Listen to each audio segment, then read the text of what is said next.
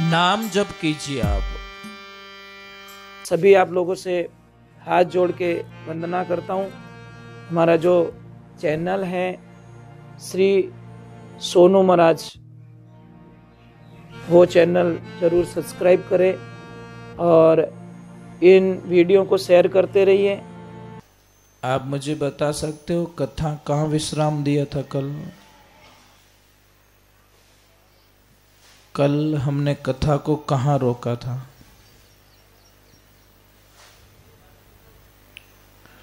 याद है थोड़ा बहुत? भूल गया? ए कृष्णा, जोरदार करीने काले फेरा कहे ना, आज हावरो भूल गया। बस वही हुआ है। आपको पता है कथा को हमने कल विश्राम दिया था।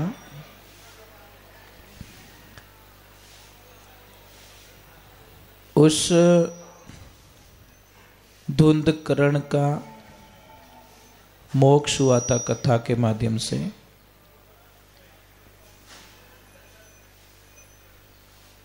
पापी से पापी आदमी था तो भी उसका कल्याण हुआ। कथा क्या है? कथा रियलिटी में क्या है? हम सब भगवान के भक्त हैं, भगवान के प्रिय हैं, परंतु एक बात का ध्यान रखना, जैसे एक बच्चा होता है, बच्चा, और बच्चा अगर गंदा हो जाए तो शायद उसके पिताजी उस बच्चे को नहीं रखेंगे। वो किसको देंगे? उसके माँ को, कि ये बच्चा गंदा हो गया है। परंतु माँ देखिए, माँ को बिल्कुल बोझ नहीं लगता, गंदा नहीं लगता। माँ उसको ठीक करती है, साफ सुथरा करती है, उसको स्नान कराती है, अच्छे कपड़े पहनाती है, बस फिर अब उसके पिताजी को दे देती है और वो ले लेते कि लाओ अब मैं रख सकता हूं इसको। परंतु जब बच्चा गंदा है ना, तब तक पापा नहीं रखते हैं। रखते क्या? मुश्किल है। बस कथा वही सिखाती है हमें। कथा कौन है? हमारी माँ। ये कथा हमारे को साफ सुथरा करके कथा हमें भगवान को समर्पित करती है। ये ध्यान रखे। ये जब तक ये बातें आपको समझ में नहीं आएगी ना, तब तक कुछ नहीं होगा। कोई आदमी था, भोला भगत था एकदम, तो कई लोग जा रहे थे, उन सबको पूछ रहा था, दक्षिण भारत की बात है ये, वो सबको पूछता कि तुम लोग कहाँ जाते हो?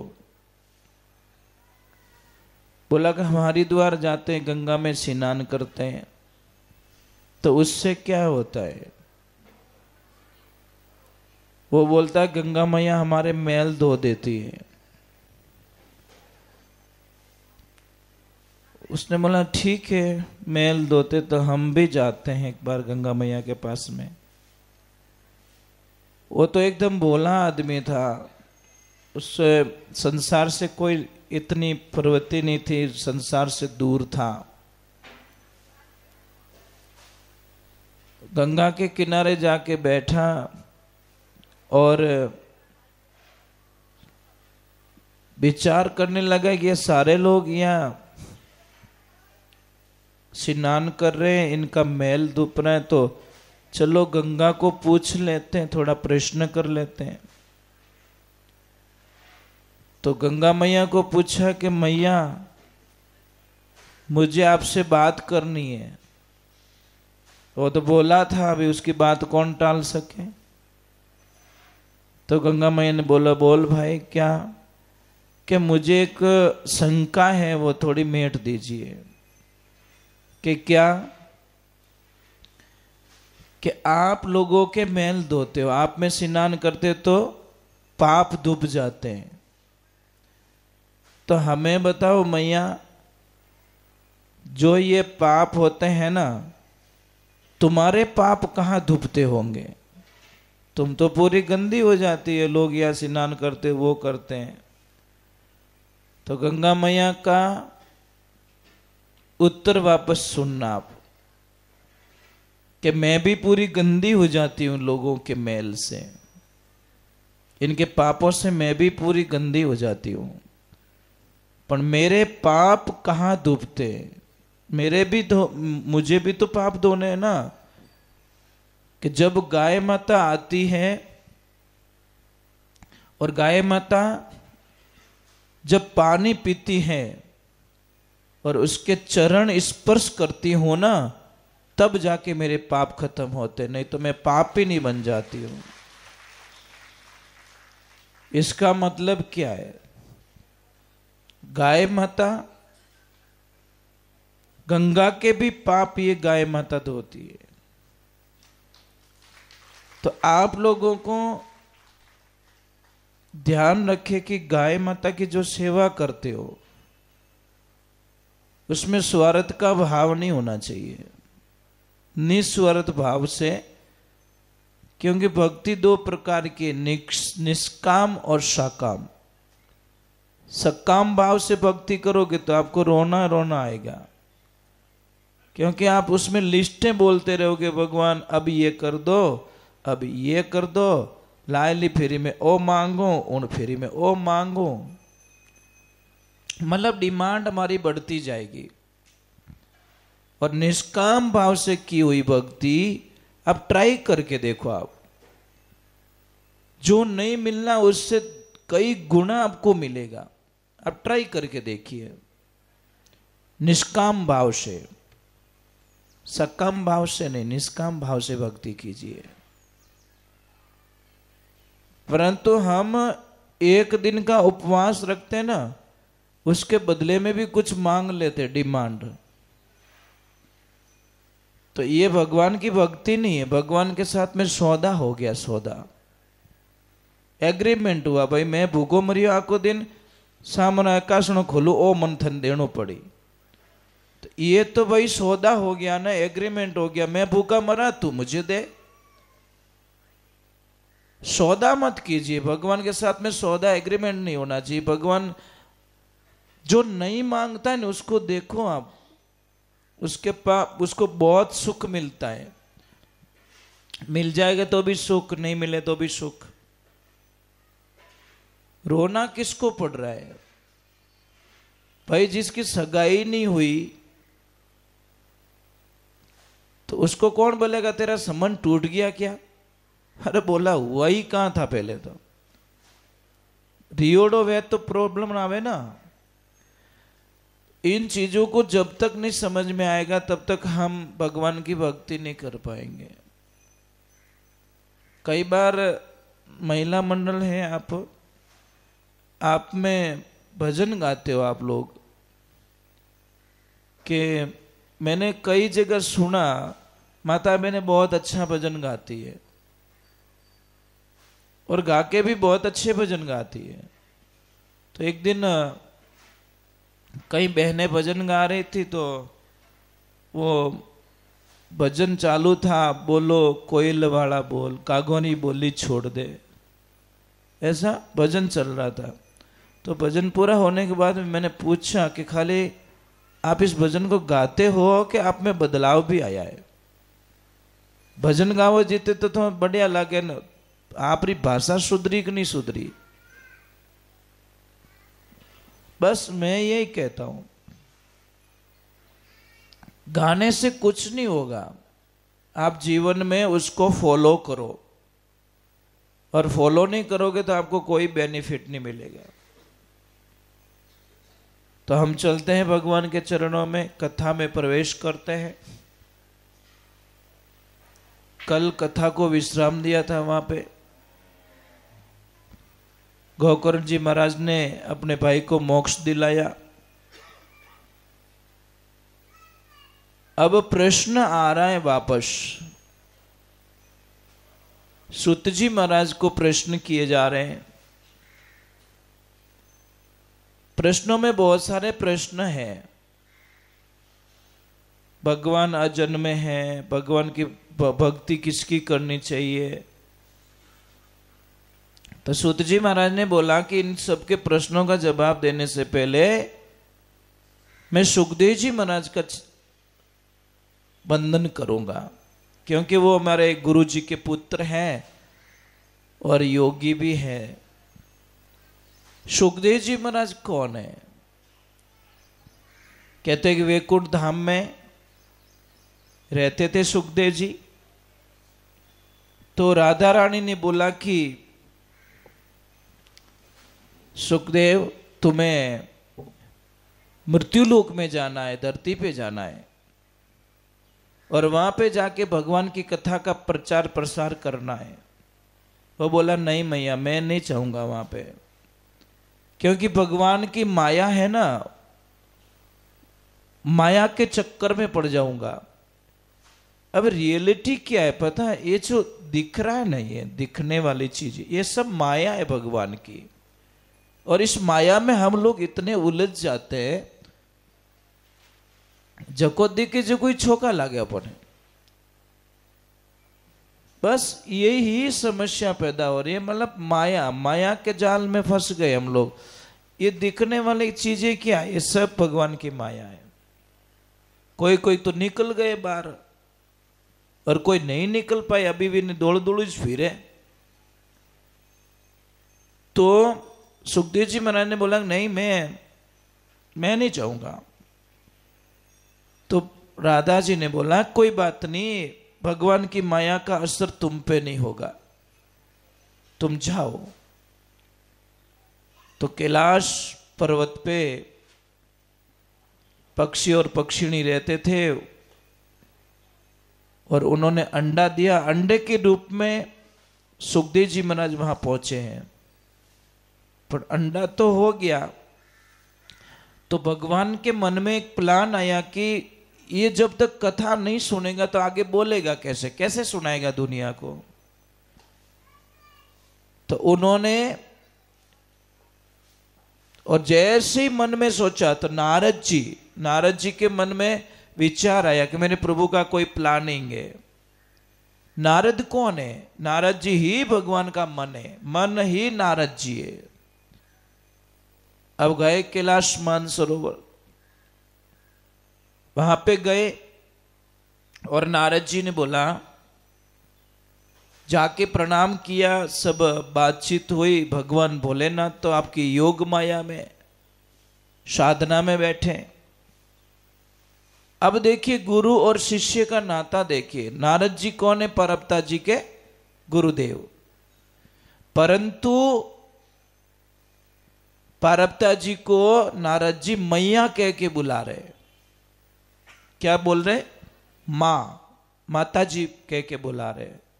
यही संत का जीवन होना चाहिए।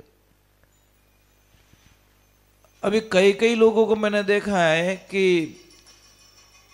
गुरुजी 30 साल के और शिष्य है 60 साल के। अब गुरुजी 30 साल के, उसको सामने बेटा बोल देते हैं। समस्याएं पैदा होती कि नहीं होती है? भाई जो स्थान है ठीक है, गुरु शिष्य का नाता है, पर इतना तो नहीं कर सकते ना। बहन बोल सकते हो, मां बोल सकते हो, हाँ अपने से छोटे तो कोई दिक्कत नहीं है। मैंने कई लोगों को देखा, तो ऐसा नहीं होना चाहिए। अबे भगवान की कृपा हुई, नारद जी पहुंचे कहां? कैलाश, और बड़े शांति से बैठे और मैया को बोला कि क्या हो रहा है कि मैं बहुत जगह जाता हूं, बहुत सारा परेशानी है, लोग धोखा भी बहुत करते हैं, ऐसा है। और लोग आपस में सच्ची बातें भी नहीं बताते। तो माँ पार्वती जी क्या बोल रहे, नहीं देखो संसार की बातें छोड़ो, हमारे यहाँ पे तो बहुत खुशियाँ है कि क्या कि महादेव जी कोई बात मेरे से नहीं छुपाते, कोई बात मेरे से नहीं छुपाते। वो बोले सच में नहीं छुपाते? कि नहीं नहीं नहीं, सच में नहीं छुपाते। तो मुझे ये बताओ, भोलेनाथ ने कभी आपको बताया कि जो गले में मुंड माला पहनी हुई है वो किसकी है, वे मुंड किसके है? पार्वती जी बोले नहीं ये तो नहीं बताया। तो फिर खा गए धोखा, महादेव जी आपसे बातें छुपा के रखते हैं। महाराज ठंठाए लुगेर बैम गालन वालो चीज है, एक बार खाली यूं ज कह दो थोड़े पतिदेव लारे कोई लुगई बैठी फटफटिया माथे गयो काम हो। अब घाटा मनोर बहन रही है बहन तो किने ठा खाली वहम डाल दो आप, घर में क्लेश पक्का है। अब पार्वती जी के मन में के अंदर वो हो गया, बस इतना कह कि वो तो चले गए। पार्वती जी गए कोप भवन में, काले कपड़े पहने गए। देखो आजकल तो लड़ाइयाँ कैसे होती है पता है, जबान की लड़ाइयाँ हो जाती है। पहले कोई भी काम होता था ना कोड वर्क में होता था। एक महल में एक भवन बनाया जाता था, सामने कोई बात रखनी है या नाराजगी होती ना तो नाराज नहीं होते तो वो काले कपड़े पहन के कोई रानी हो महारानी जाके उस कोप भवन में बैठ जाती। तब राजा समझ लेता है कोई न कोई समस्या है, तो फिर बाद में उसको मनाया जाता, भाई तार प्रॉब्लम कहीं रही है, हमें तो डायरेक्ट निवेड़ो करे डायरेक्ट। इस भगवान की कृपा हुई, जैसे नारद जी चले गए महादेव जी अपने ध्यान से उठे तो वो तो कोप भवन में जाके देवी क्या हुआ, क्या समस्या हुई? बोले कुछ नहीं, आप हमारे से बातें छुपाते हो। कि कहाँ बात छुपाई? मैंने कोई बात आपसे नहीं छुपाई। कि नहीं नहीं नहीं, मुझे पक्का पता है कि आप मेरे से बातें छुपाते हो। तो महादेव जी ने बोला कौन सी बात? कि बात क्या, ये जो मुंड माला है ना गले में, ये किसके मुंड लेके घूम रहे हो? तो तुरंत भोलेनाथ ने बोला नारद जी आए थे क्या? क्या हाँ? तो क्या लोपो लगाए दियो। नारद जी रो काम कही, नारद जी आए इसका मतलब कि इनकी घोटालो कर दियो। जाने क्यों ना पता ही चल गया तो मैं बता दूं, ये सब मुंड है ना, ये तुम्हारे मुंड है। जब जब तुम्हारी मृत्यु हुई मैंने तुम्हारे मुंड को लेके गले में डाल दिया। अब महाराज पार्वती जी हंस रहे कि मैं इतनी बेवकूफ हूं, सिर्फ मैं ही मरी, मेरी ही मौत हुई, आप तो कभी मरे नहीं। कि हे देवी मैं अमर कथा सुन चुका हूं, इसलिए जो अमर कथा सुनता है ना उसके मौत नहीं होती। तो पार्वती जी ने बोला वो कथा मुझे सुनाओ ना। कि आपने सुनने का मौका ही कहाँ दिया? आप सुनाने का मौका मैंने बहुत बार ट्राई की, पर आपने बहाना निकाल दिया, इस बार नहीं अगली बार, इस बार नहीं अगली बार। तो पार्वती जी ने बोला अब तो मुझे सुननी, कैसे भी करके सुननी है। ठीक है बैठो। डमरू बजाया महादेव जी ने, सारे जीव जंतुओं को दूर भगा दिया। अब कथा आरंभ हुई, पर कथा में एक शर्त थी। शर्त क्या थी? कि भाई हुंकारो देवणो, मैं तो आंखें बंद करके कथा कर रहा हूं और बीच बीच में हुंकारो देवणो, और हुंकारो नहीं देवला तो कथा बंद हो जाला। महाराज एक स्कंद, 2 स्कंद, 3 स्कंद, ऐसे करके के 10वें स्कंद तक पार्वती जी ने बराबर कथा सुनी, हुंकारो देता गया। उद्धव जी और कृष्ण की वार्तालाप हो रही है, प्रश्न उत्तर हो रहे हैं, वहां तक तो सुना उन्होंने, परंतु वहां पे जाके पार्वती जी सो गए, नींद आ गई उनको। और जैसे नींद आई, अब उस विकृत जो अंडा था उसमें से बच्चा पैदा हो गया। उसने बोला मैया तो सो गई, हुंकारो नहीं दियो तो माँ जी कथा रोक दी, आधी कथा सुनी होनी कोई काम नहीं आवे। उसने हुंकारा देना चालू कर दिया। अब पूरे 12वें स्कंद हुआ और जैसे ही जय बोली, बोलो कृष्ण कन्हैया लाल की, एकदम उठे पार्वती जी। क्या हुआ? अरे होवे कहीं कथा पूरी होगी, कि कथा पूरी हो गई, पक्की हो गई कि हाँ, तो तुम कहाँ थे? कि मुझे तो नींद आ गई। कृष्ण उद्धव जी की वार्तालाप तक तो मैं जग रही थी। तो उन्होंने बोला यो हुकारो कुण दियो। जैसे ही देखा पीछे तो एक छोटा सा बच्चा मस्त एकदम धुन में मंथन कर रहा है। क्या आनंद आया कथा का, क्या आनंद आया। महादेव जी ने बोला सामने बैठ के कथा सुन लेता व्यासपीठ के सामने तो कोई दिक्कत नहीं थी, पर तूने चोरी करके कथा सुनी है, अब मैं तुझे छोड़ूंगा नहीं।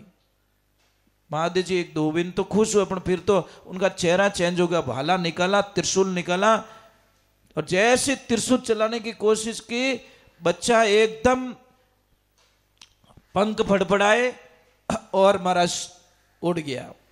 महादेव जी उनके पीछे, बच्चा आगे है, महादेव जी पीछे। तो आते आते आते महादेव जी, वो बच्चा कहां पहुंच गया? व्यास जी महाराज के आश्रम पे। और व्यास जी महाराज की पत्नी कुछ बालान सवार रही थी। जैसे ही उबासी आई तो वो बच्चा मुंह के द्वारा अंदर चला गया। उसने बोला अब शेफ हूं, मुझे पता है कि महादेव जी स्त्री पे हाथ नहीं उठाते। महादेव जी वहां खड़े हो गए कि बेटा कभी न कभी तो बाहर आएगा, कभी तो बाहर आएगा। इतने में व्यास जी महाराज आते, बोलता है हे प्रभु, आपके दर्शन करने के लिए वर्षों बीत गए, मैं आपके दर्शनों के लिए, आप महादेव जी खुद आ गए। महादेव जी बोले वो बात छोड़ो, मैं बहुत तकलीफ में हूं। कि क्या हुआ? कि तुम्हारी पत्नी के गर्भ में चोर चला गया है और चोरी कर दी मेरे यहाँ पे। व्यास जी महाराज हंसने लगे, ओहो आप रेटी चोरी रेवे कहीं ले गयो, बिच्छू ले गया, हाप ले गो, गोयडो ले गो, कहीं रह गयो है ही क्या? थोड़े तो दरवाजो लगाओ तो भीत को नहीं, भीत लगाओ तो दरवाजो को नहीं, थोड़े अटे चोरी रेवी की कर। महाराज उन्होंने बोला इसने अमर कथा सुन ली, और अमर कथा सुनने के बाद में तुम्हारी पत्नी के गर्भ में जाके बैठ गया, वो चोर बाहर निकले, उसको मारूंगा मैं। व्यास जी महाराज हंसने लगे, सच में मैंने सुना था कि भोलेनाथ तुम तो सच में ही भोले हो। आपको पता है अमर कथा सुनी? कि हाँ, अमर कथा सुनने से क्या होता है कि अमर हो जाता है, तो फिर वो मरेगा कैसे? महादेव जी बोले यूं एनर्जी खत्म करी, ऐसे ही पीछे पीछे भागा, कोई मतलब नहीं, इतना दिमाग मैंने लगाया ही नहीं। महाराज उसको महादेव जी तो चले गए अपने आश्रम। 12 वर्ष तक वो माँ के गर्भ में रहे। व्यास जी बोलते रहे बेटा आजा, बेटा आजा।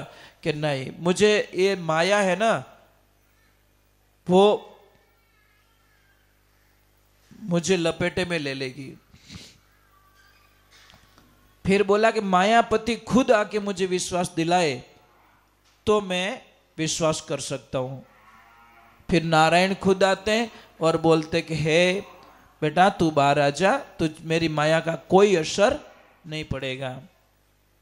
फिर वो बाहर आते और जंगल की तरफ रवाना हो जाते हैं। पीछे व्यास जी कहते बेटा कौन बाप, थोड़े दिन आपके पास में रह गया तो आप मेरे बाप बन रहे हो आप।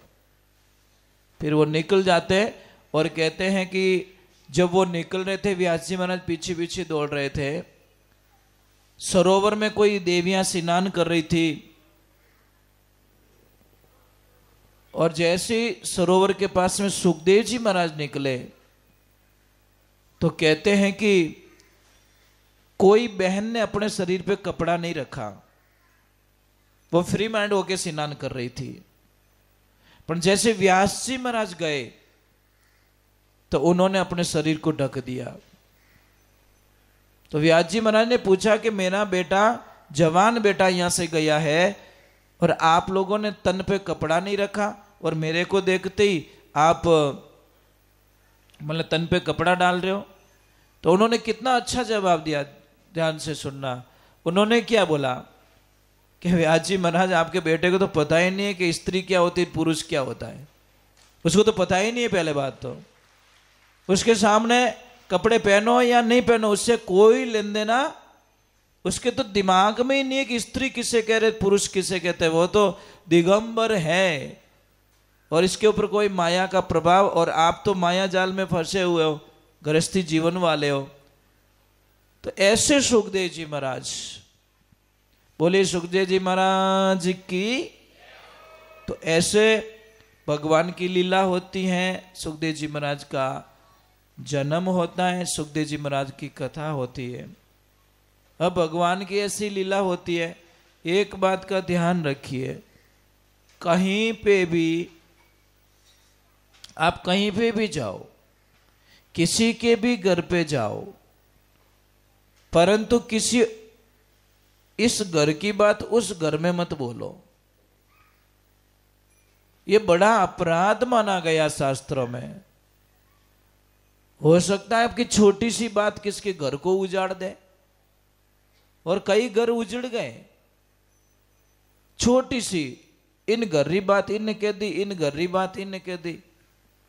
और माता बहनों को तो बड़ा शौक होता है इन चीजों का, नहीं कहनी चाहिए भाई। पर घरी पंचायती अपन नहीं करनी, अपनों घर की कर है वो देखो। कहां तक आप दूसरों के घर की लिस्ट लेके घूमोगे। हम कहीं पे भी जाते हैं ना, महाराज मारी जेठानी नहीं माने में कि जिन्हों महाराज ने घरे बुलाया, कहीं रोटी खवा दे भाई, क्यों जेठानी की कथा करे मारे हमें। थोड़ी आपसी प्रॉब्लम मैं कहीं करूं। अज्ञानता के कारण ये आपसी रिश्ते नहीं जमते। ज्ञानी होते ना, ज्ञानी, तो ज्ञानी लोगों को मतलब ये चीजों को फीलिंग नहीं करते। आपसे कोई बोले तो भी राजी, नहीं बोले तो भी राजी। मतलब ज्ञानी पुरुष क्या करेगा, नाराज नहीं होगा वो। अज्ञानी लोग नाराज होते हैं, मारू बोलिया को नहीं, मारू बात नहीं करे, ओ नहीं करे। अरे भाई उसकी मर्जी, नहीं बोल रहे तो राधे राधे बोलो बस। इसीलिए शास्त्र क्या कहता है, जितनी एनर्जी तुम दुनिया वालों को मनाने में लगाते हो, समझ में आ रही है आपको, जितना समय आप दुनिया वालों के मनाने में लगा रहे हो, इतना समय तो भगवान की भक्ति में लगाओ ना, निहाल हो जाओगे महाराज।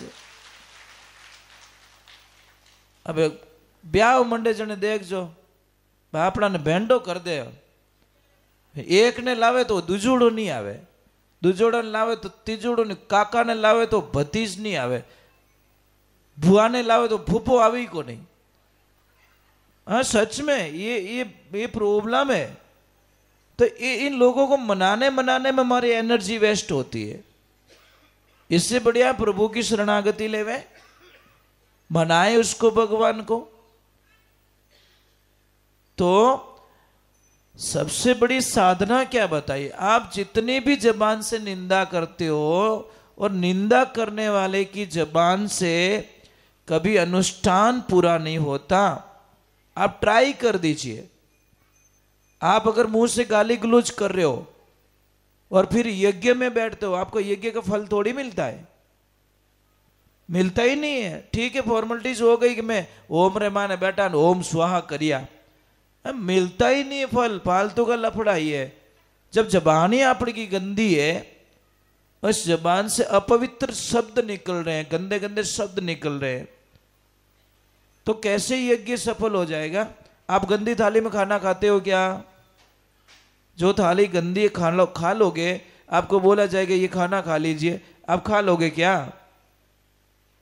तो फिर आप इतना होशियार, तुम्हारा राम जी की कर मेरे प्रभु कैसे एक्सेप्ट करेंगे उसको? ये कोई चांस भी नहीं है। तो अब शब्दों का प्रयोग मत कीजिए, कोई मतलब नहीं। पाप लगे, जबान गंदी होती है हमारी, वो तो क्या मुंडो तो राके बढ़िया चकाचक, और शब्द बोले गंदा गंदा, गंदे गंदे शब्दों का प्रयोग करते हैं। तो ये चीज बिल्कुल नहीं होनी चाहिए। चलो एक छोटा सा कीर्तन कर लेते हैं, फिर आगे की तरफ प्रवेश करते हैं हम कथा में।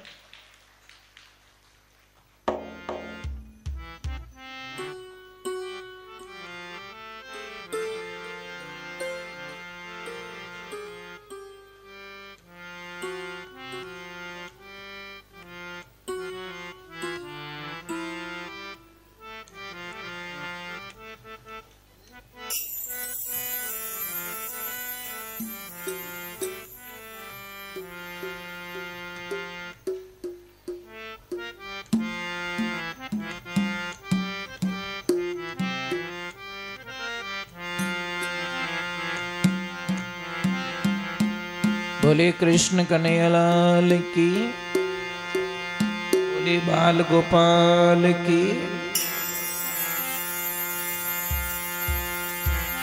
भगवान का स्मरण कीजिए, आप भगवान का भजन कीजिए। हम नहीं कह रहे कि आप धंधा छोड़ दो, काम छोड़ दो, वो नहीं कह रहे हैं। हम कह रहे कुछ समय निकालो। हमको कितने घंटे मिलते हैं? 24 घंटे मिलते हैं। 24 घंटे का विभाजित कर दिया गया। 24 घंटे में 12 घंटे हमको काम करने के लिए बोला गया है कि भाई आप मनुष्य जीवन में आए तो 12 घंटे काम कर लो, और 6 घंटे सोने के लिए बोला गया है। कम से कम 6 घंटे सोना चाहिए। तो कितने हो गए? 12, 6, 18। और 4 घंटे खाने पीने के लिए बोला गया है। 2 घंटे सुबह में, 2 घंटे शाम को। 22 घंटे दे दिए हमको। 2 घंटे और बचे। बस 2 घंटे भगवान का भजन नहीं कर सकते, चलो कोई बात नहीं, 2 घंटे मत करो। सुबह के 12 मिनट और शाम को 12 मिनट तो कर सकते हैं। 2 घंटे मत कीजिए। मैंने बोला ना, अगर मैं बोलूंगा भाई आपको कम से कम 5 बहनों को एक जगह बैठा के उनको खाली इतना ही बोलूंगा, दीदी आपको 1 घंटे चुप रहना, कोई बोलना मत, मां कसम बीमार पड़ जाओगे आप लोग। इतना बेकार लगेगा आपको। यूं लगे मोने कटे टूपो दे दियो कोई। लागे कि नहीं लागे? रह सको? नहीं रह सकते ना। हम रहते हैं 5-5, 6-6 घंटे मौन रहते हैं। काम हो तो बात करते हैं, नहीं तो राम राम बस। 10 बात का काम अगर एक बात में फ्री होवे तो एक बात में काम हो जाना चाहिए। कई लोगों को देखा मोबाइल पे, मोबाइल कानड़ो गर्म रह जाए, मोबाइल गर्म रह जाए अपने छोड़े नहीं विने। अरे भाई मत करो इतनी बातें, बेकार हो जाओगे आप लोग। और मोबाइल क्या कह रहा है कि मैं तेरी जिंदगी में खुशियां कभी नहीं आने दूंगा, क्योंकि मैं आ गया तेरी लाइफ में। कितने साल चाहिए इसको? कितने साल खा जाएगा ये? 30 वर्ष खा जाएगा आपकी जिंदगी के। 30 साल की उम्र खा जाएगा मोबाइल आपकी लाइफ में। देखना, आप ट्राई करके देखना। डेली के 4 घंटे जाते हैं मोबाइल में, और महीने के 120 घंटे जाते हैं। 1 साल में 1500 घंटे जाते हैं, और 50 साल हो गए तो 75,000 घंटे चले जाएंगे 50 साल में। 75,000 घंटे को काउंट करके देखो आप। हम तो इतनी चीजें बताते हैं कि कोई बीड़ी ईड़ी पीता है, अगर 20 से 22 साल अगर उसने बीड़ी पिए तो उसने 65 लाख रुपए की बीड़ी पी ली साहब, पता ही नहीं चला उसको। और 65 रुपया कटे दान करना रहे तो वो नहीं होगा। जो चीज में वेस्ट नहीं करना चाहिए। आप लोगों को भी प्रार्थना कर रहा हूं कि ओरिजिनलिटी में रहिए। ओरिजिनलिटी में, ओरिजिनलिटी किसे कहते हैं?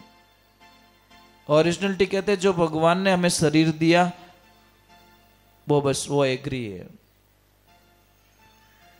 उसको बिगाड़ने की कोशिश मत करो।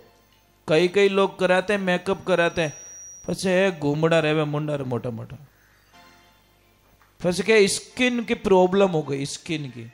अबे प्रॉब्लम रही को नहीं, तुम करन आया, खुद ही गया बटे। अरे भाई इतना शौक है तो गाय माता के दूध से मुंह धो लो ना, इतनी बढ़िया स्किन हो जाएगी जो कल्पना नहीं कर सकते आप। रियलिटी है। जैसे आप तिलक करते हो, बाजार से लाने की बजाय हम बोलते वैसे तिलक बनाओ आप बढ़िया। क्या करो पता है? थोड़ी हल्दी लीजिए 100 ग्राम, और थोड़ा चूना लीजिए। चूना आता ना, कड़ी के वहां पर थोड़ा चूना लीजिए, थोड़ा डालिए अंदर, और उसमें थोड़ा सा नींबू का रस डालिए, और थोड़ा पानी डाल के उसको बराबर मिक्स करो। थोड़ी देर बाद में कलर चेंज हो जाएगा, एकदम बढ़िया रेड कलर हो जाएगा। और फिर उसको तवे पे डालो, ज्यादा सेकना नहीं है, धीमी आंच पे खाली वो पानी सुखाना है बस। पानी सुखा दिया और सुखाने के बाद में उसको मिक्सी में डाल के ग्राइंडर कर दो। वो हो गया तिलक आपका घर में, बढ़िया से बढ़िया, एकदम ओरिजिनल एकदम। अभी ये लगाया हुआ नहीं, ये तो ऐसे हाथ करूंगा निकल जाएगा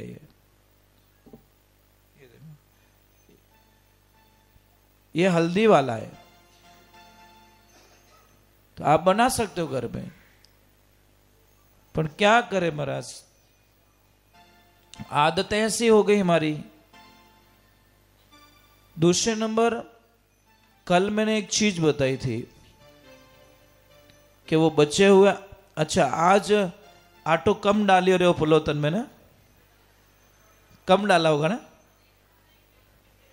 क्यों ठंडा तो पड़ गई कि वो मोरा कामरो नहीं है, तो ऑटोमेटिक आपने उसमें कटौती कर दी होगी। पर रियलिटी यही है कि आप वो आटा वापस उसमें मत डालना। वो आटा इकट्ठा करके कहीं पे भी ले जाओ, थोड़ा शक्कर डाल के, जहाँ पे चींटियां हो वहां पे डालो आप। आप लोगों को शायद पता नहीं है, जैसे किसी का गहना होता है ना, गहना आप लोग कभी ध्यान नहीं देते। जो मां का जो गहना होता है ना, मां का, उसके ऊपर सच में अधिकार किसका होता है पता है आपको? बेटी का अधिकार होता है। रियलिटी तो यही है। तो भाई भाभी खा जावे, तो हकीकत ये है। धर्म क्या कहता है? मां के गहने पर बेटे का अधिकार नहीं होता, मां के गहने पर बेटी का अधिकार होता है। पर कौन समझाए? बेटी नहीं तो फिर अपनी बेटी की बेटी को दे दो। परंतु ये चीजें समझ में नहीं आएगी कि महाराज तो घाटो करा वो कहीं करो। अरे भाई, मारो गहनो लीड़ो किन्नो भलो रियो ही को नहीं आज दिन तक। बेटी को दे दो, बेटी को। और अपने यहाँ तो चलन नहीं है, नहीं तो दक्षिण भारत में चलन है। मां के गहने पर बेटे बिल्कुल अधिकार नहीं जताते, सिर्फ बेटी को मिलता वो गहना। पर अपन तो पहले चेक कर, मां मेल जाए हेटो मेल जाए। वाह कृष्णा वाह। इन चीजों को समझना पड़ेगा आप लोगों को। धापोला तो नित्यु धापोला, अनित्यु कोई धापो को नहीं। चलो एक थोड़ा सा कीर्तन कर देते हैं, फिर आगे कथा में प्रवेश करेंगे।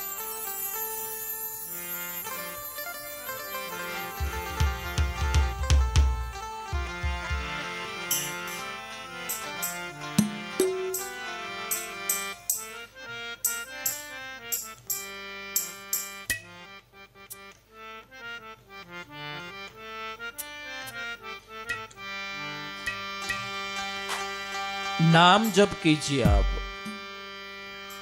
और नाम जप में इतनी ताकत होती है, क्या बोलो आपको। अच्छा, वृंदावन कौन कौन गए हो आप लोग? यहां से गए हो? कितना अच्छा लगता है वहां पे, सब जगह राधे। ऐसा मन करता है वापस ना चले घर पे बस। सच में इतनी खुशियां मिलती है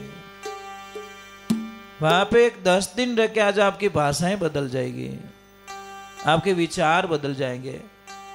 और वहां पे गुरुजी ये पता है, प्रेमानंद जी महाराज, उनका 20 साल से किडनियां फेल है, पर अभी भी वो देखो एकदम एक्यूरेट है। ये है श्री जी की मेहरबानी। विश्वास तो करना पड़ेगा भाई, विश्वास बिना कुछ भी नहीं है। वो सबको यही कहते भाई नाम जप करो। और कलयुग में केवल नाम को ही आधार दिया गया है। कलयुग केवल नाम आधारा, सुमिर सुमिर नर भव उतरे पारा। तो इतना इजीली हमको दिया गया, तो फिर हार्ड क्यों करें, ज्यादा क्यों करें, ज्यादा बोझ लेके क्यों घूमे। कई लोग बहुत सारे भजन भी करते हैं पर उनकी विचारधाराओं में कुछ प्रॉब्लम होती है। तो बहुत ही सुंदर पदों का वर्णन किया गया। अरे